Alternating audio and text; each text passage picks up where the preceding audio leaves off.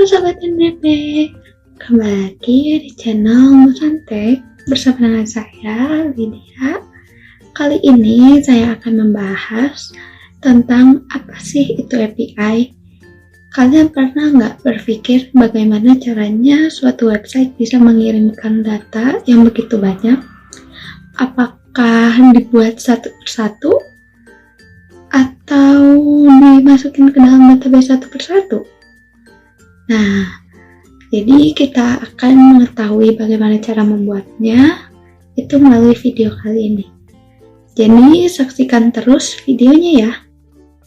Nah, jadi kita masuk ke dalam pembahasan apa sih itu API. Kepanjangan dari API itu adalah Application Programming Interface atau antarmuka pemrograman aplikasi, yang dimana API ini merujuk pada perangkat lunak dengan fungsi yang berbeda. Nah, di sini akan saling berkomunikasi keduanya dengan menggunakan permintaan request dan juga akan mengeluarkan respon. Nah, untuk analoginya, nah di sini saya ambil analoginya itu ada sebuah restoran. Ketika kalian di sebuah restoran, kalian memesan makanan, akan dilayani oleh waiternya atau pelayannya.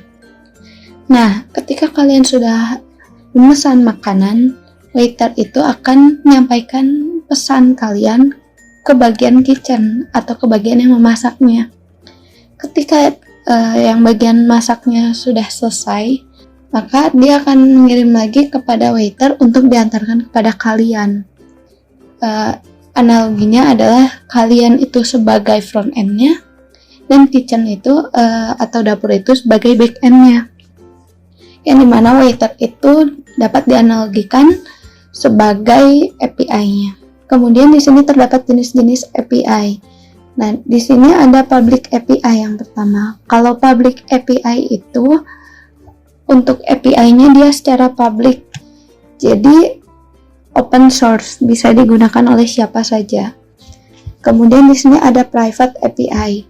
Kalau private API itu biasanya digunakan oleh suatu perusahaan untuk mengembangkan suatu aplikasi, dan itu berarti kan bersifatnya private, makanya dinamakan private API. Nah, kemudian ada partner API. Kalau partner API hampir mirip dengan private API, yang membedakan adalah dua perusahaan atau lebih mereka bekerja sama untuk mengembangkan suatu aplikasi, maka itu disebutnya partner. Yang terakhir dari jenis API itu ada composite API. Nah, kalau composite API itu melalui proses hosting. Jadi API yang sudah ada di hosting terlebih dahulu untuk digunakan. Nah, di sini terdapat beberapa manfaat API. Nah, yang pertama, memudahkan membangun aplikasi yang fungsional. Kenapa fungsional? Karena terdapat data di dalamnya. Jadi kita bisa memakai atau menggunakan data atau mendapatkan informasi dari data tersebut.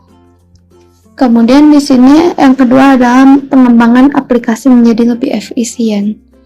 Iya dong, lebih efisien.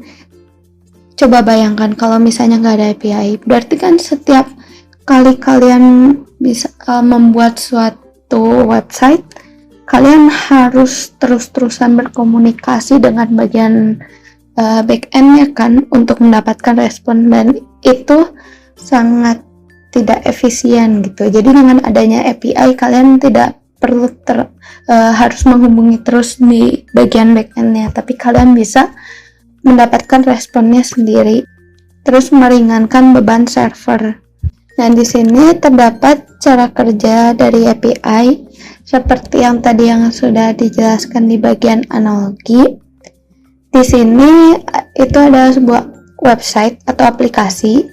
Dia akan meminta request kepada server melalui API. Jadi API akan merequest data sesuai dengan yang kalian request, akan merequest data ke bagian server.